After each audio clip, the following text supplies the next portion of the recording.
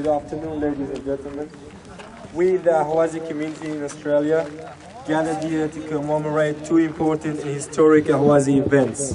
The first one is the 89th anniversary of the occupation of Al-Ahwaz by Persia and the Black Day, the 20th of April 1925.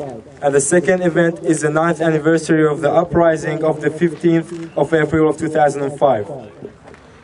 They erupted after a document leaked from the office of then President Khatami, which, according to that document, the Iranian government was planning demographic changes in Al-Ahwaz.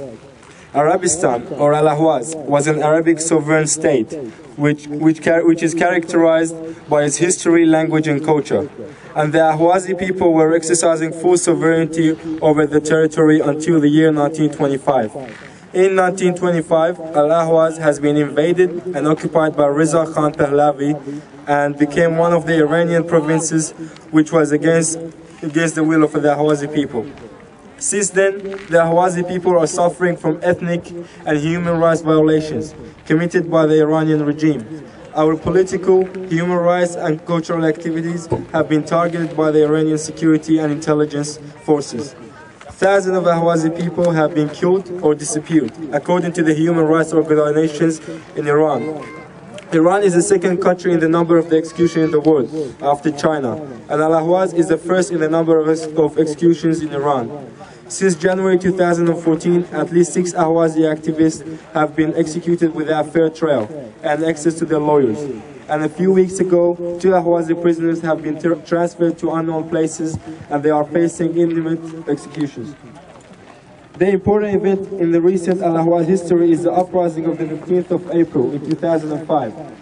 On that day, thousands of Ahwazi people demonstrated peacefully against the regime policies in Al-Ahwaz, and they were demanding the right to self-demonstration. The uprising has been suppressed and hundreds of demonstrators have been killed by security forces. We gathered here to remember those who were killed in that day and those activists who've been executed after the uprising. We condemn the ill treatment and discrimination against Ahwazi Arab people in Iran, and from here we call upon all international community, international human rights organizations to condemn the executions and unfair trial of Ahwazi activists. International human rights organization, confiscations and diversion of Ahwazi rivers, and the settlement of the Persian in Ahwazi Arab lands. Also, we call upon all international community and the United Nations to support the legitimate demand of the Ahwazi people for the right to self-demonstration. And thank you.